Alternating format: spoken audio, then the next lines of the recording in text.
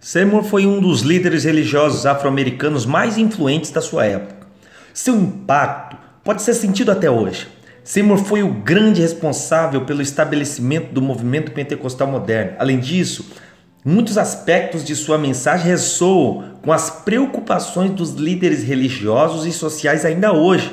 Ele defendia a integração racial, pois isso levaria à unidade com Cristo, e também não fazia objeção às mulheres que assumissem papéis na liderança da igreja.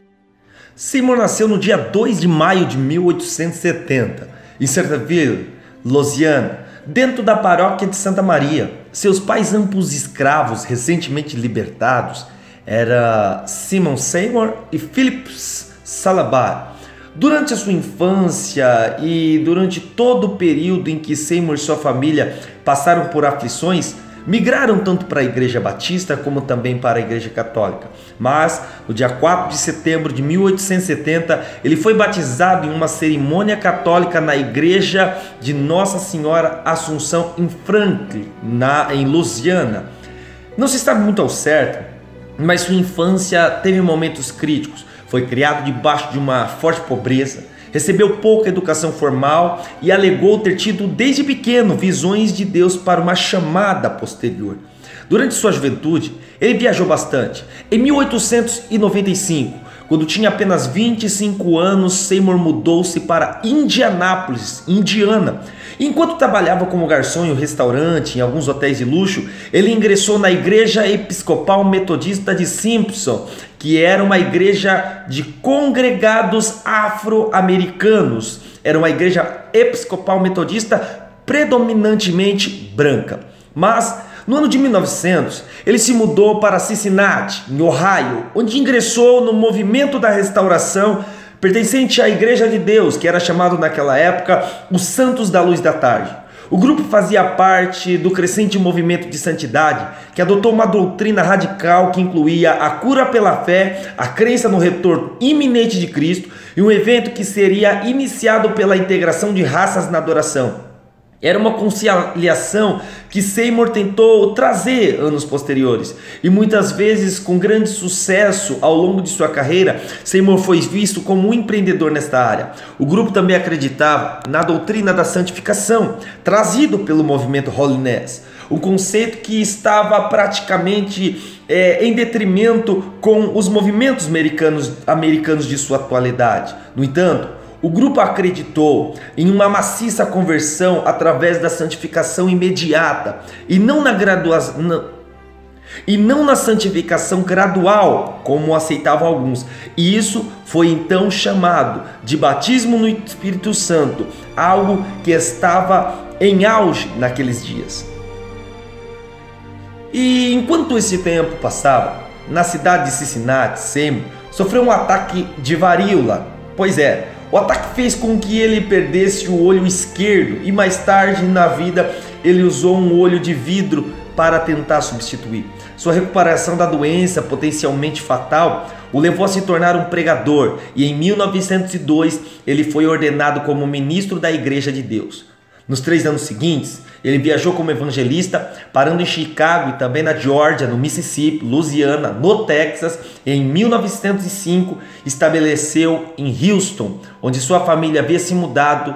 Naquele verão, ele serviu ardentemente ao Senhor e substituiu temporariamente Lucy Farrell, uma ministra de santidade e sobrinha do abolicionista negro Frederick Douglass.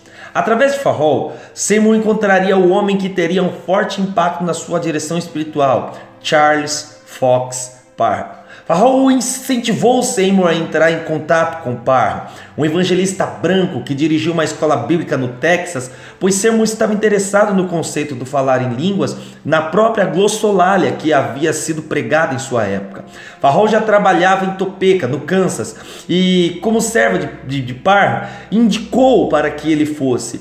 E nesta participação foi fundada então a primeira escola bíblica pentecostal naquela cidade, que ensinava sobre o falar em língua, pelo fato de uma das estudantes daquela escola ter recuperado o dom apostólico. A partir daquele momento, Parham se muda para o Texas e em dezembro de 1905 ele abre a escola de treinamento bíblico em Houston.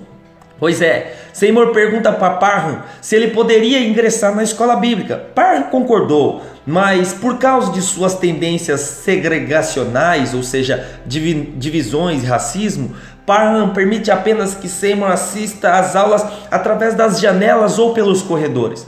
A presença de Seymour não durou muito tempo ali. De acordo com algumas fontes muito diferenciadas, durou apenas alguns dias ou poucas semanas. E ele ficou ofendido pelo racismo de Parham, pois acreditava que a integração racial na adoração era um sinal do retorno de Cristo. Mas através de Parham, Seymour parecia ter aprendido mais sobre o falar em línguas e sua exposição aos ensinamentos de Parham, particularmente a respeito da glossolalia. Logo, ele teria um enorme impacto no desenvolvimento do pentecostalismo americano. E diante disso, enquanto morava em Houston, Seymour também conheceu Nellie Terry, uma mulher que se havia mudado de Los Angeles e fazia parte do movimento de santidade. O que aconteceu a seguir é difícil de verificar. Seymour foi levado a Los Angeles por Terry e viajou por lá sozinho. Intrigado pelas descrições de Terry do que estava acontecendo nas comunidades locais, ele ficou impressionado e foi auxiliado por Parham financeiramente para fazer essa viagem. Quaisquer que fossem os detalhes exatos, Seymour não perdeu tempo em fazer a sua presença notada. No dia 22 de fevereiro de 1906, Seymour pregou em uma igreja estabelecida em Los Angeles por Julia Hutchins, que havia sido expulsa da segunda igreja batista naquela cidade por causa de suas visões de santidade. Os sermões de Seymour exaltavam a importância de uma comunidade religiosa interracial e também no de falar em línguas como um sinal do Espírito Santo. No entanto, Hutchins ficou chateado por ele ter incluído glossolalia na doutrina da santidade e, subsequentemente, ele foi levando toda a doutrina e ficou trancado, porque alguns líderes o tinham bloqueado de pregar em algumas igrejas. Após o seu bloqueio, Seymour foi convidado pelo senhor e senhora Richard Ausberry, que mais simpatizavam com a doutrina espiritual de Seymour, e o chamaram para prestar um culto de assistência na casa North Bonnie Brown, na avenida que ali estava. Naquela casa, os Ausberry receberam Seymour com muita alegria e finalmente, através da pregação de Seymour, foi experimentado o falar em línguas, o famoso batismo no Espírito Santo. Os eventos que levavam a sua própria glossolalia começou no dia 9 de abril de 1906, quando sua pregação, entusiasmada, fez vários membros de sua comunidade a falarem em línguas. Passado isso, logo começou o início de um novo avivamento. À medida que a excitação aumentava com os eventos que aconteciam na Avenida North Bonnie Brown, mais pessoas vinham testemunhar nas reuniões e a casa dos Ausberry rapidamente se tornou pequena. O assoalho começou a afundar e, sob essa medida, tiveram que transferir a congregação para um lugar alugado. A partir daquele momento, um velho galpão na rua chamada Azusa foi alugado. O edifício se localizava na altura 312 e estava situado dentro do distrito comercial. Media aproximadamente de 40 a 60 pés. Ele era muito pequeno. Abrigava uma igreja antiga metodista africana, mas agora improvisado. O púlpito fora feito com 2 caixas pregadas juntas e os bancos eram feitos de tábuas pregadas em barris vazios que ali estavam deixados. Seymour fez sua casa no andar superior e começou a realizar culto 3 vezes por dia, 7 dias por semana, e uma equipe diversificada de voluntários o ajudavam, incluindo tanto brancos como negros, homens ou mulheres o ajudavam, incluindo tanto brancos como negros, homens ou mulheres ajudavam na realização do serviço. O prédio em ruínas rapidamente ganhou a atenção nacional. Foi chamado de Revival da Rua Azusa, mas seu destaque durou apenas um curto período. Foi aproximadamente de 906 a 909. Ainda assim, foi um grande catalisador para a expansão do movimento pentecostal, que nos anos subsequentes cresceu a incluir quase 20 milhões de membros só nos Estados Unidos e tendo aproximadamente quase 500 milhões em todo o mundo. Após a abertura, a igreja ficou sobrecarregada por causa do grande número de pessoas, incluindo muitos fiéis que eram curiosos que estavam. Logo após a abertura, a igreja ficou sobrecarregada. Era um grande número de pessoas. Tinham tantos fiéis como curiosos que, devido à propaganda do boca a boca, o feedback, uma importante história foi levada. E também um jornal da região contava sobre a igreja, que uma força sobrenatural acontecia. Um terremoto aconteceu em São Francisco e uma matéria em um jornal no dia 18 de abril de 1906, no Los Angeles Times, forneceu uma ampla cobertura das atividades da igreja. Como destino, todos quiseram um artigo publicado para auxiliar a identidade do terremoto de São Francisco com o evento espiritual que estava acontecendo em Los Angeles.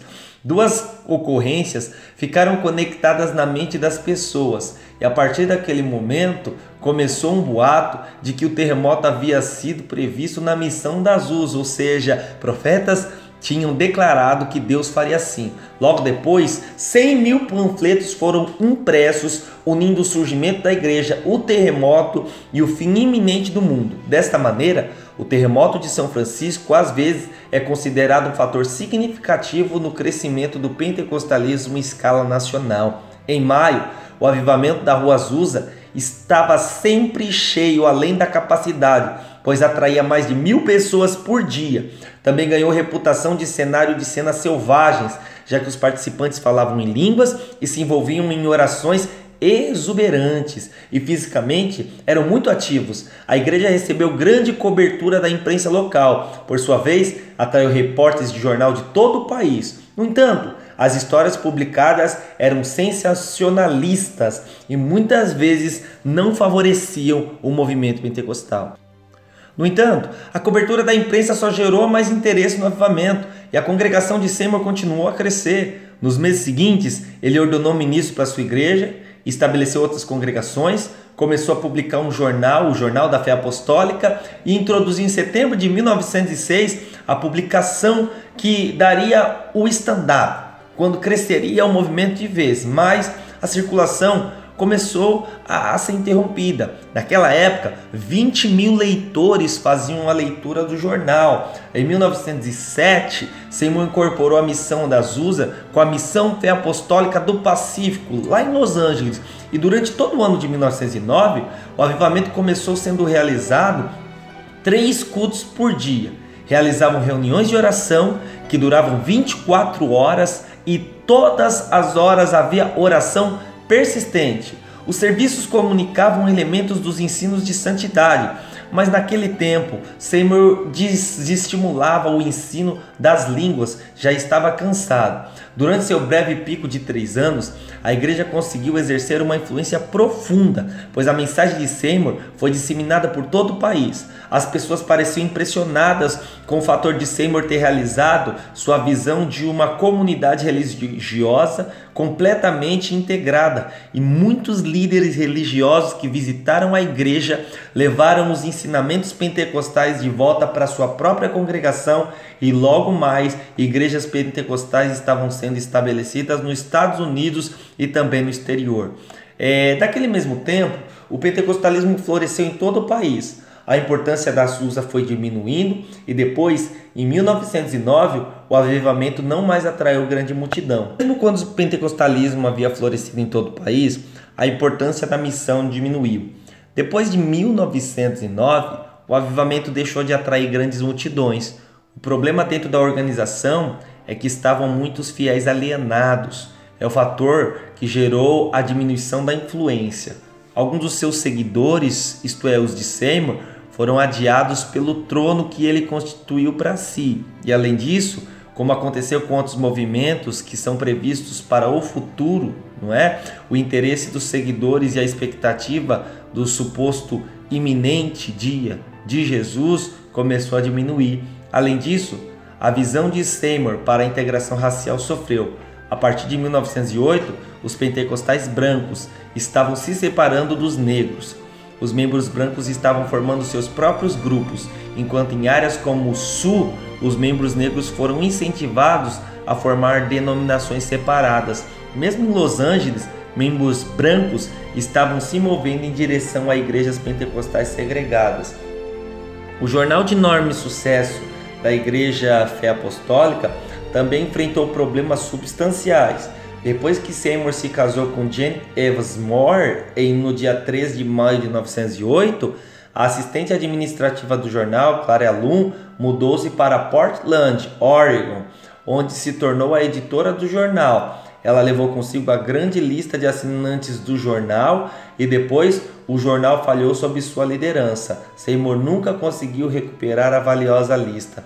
Os problemas continuaram a aumentar. Em 1908, enquanto Seymour estava viajando, William Durham, um pregador branco, tentou assumir a missão. O golpe não teve sucesso, mas quando Durham foi forçado a sair, ele levou 600 membros consigo. Em 1913, restavam apenas 20 membros na congregação de Seymour. Seymour passou seus últimos anos de vida viajando pelo país falando principalmente para o público negro.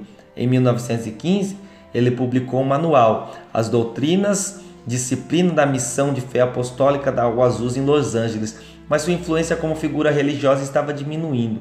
Em setembro, dia 28 de 1922, Seymour morreu de um ataque cardíaco repentino em Los Angeles. Ele foi enterrado no Evergreen Cemetery, no leste de Los Angeles. Após sua morte, Jane tornou-se... William Seymour morreu antes que ele pudesse realizar muitos dos seus objetivos. Ele planejara estabelecer escola, resgatar missões e foram outras congregações junto com ele. Mas esses sonhos nunca foram realizados. Ainda assim, apesar do rápido declínio de sua influência, Seymour teve tremendo impacto no movimento pentecostal, que cresceu para incluir mais de 500 milhão de crentes em todo o mundo. E de fato, o avivamento da Rua Azusa é frequentemente citado como a raiz do pentecostalismo moderno.